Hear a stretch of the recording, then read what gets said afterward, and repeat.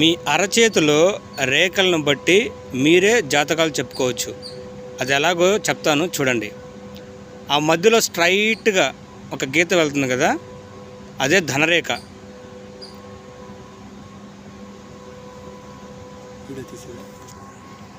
చూడండి, స్ట్రైట్గా ఇలా పైకి వెళ్ళిపోయిందంటే అది ధనరేఖ. ధనరేఖ అంటే బాగా డబ్బులు సంపాదిస్తాడని కదా అర్థం. అప్పులు చేయకుండా మీరు కష్టపడిన సొమ్ముతో మీరు సుఖంగా బతుకుతారని అర్థం, అంతేగాని మేడలు మిద్దెలు కడతారని కాదు.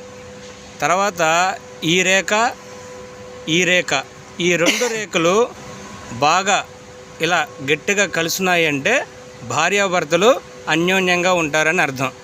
ఇలా మీరు బాగా ఇంకా చూస్తే ఇక్కడ త్రికోణం ఉంది చూడండి. త్రికోణం ఉన్నవాళ్ళు అదృష్టవంతులని అర్థం. అదృష్టవంతులు అంటే ఐశ్వర్యం బాగా సంపాదిస్తారని కాదు, ఎటువంటి ఇబ్బందులు లేకుండా సంతోషంగా జీవిస్తారని అది. అలానే ఇక్కడ చూడండి, సుదర్శన చక్రం.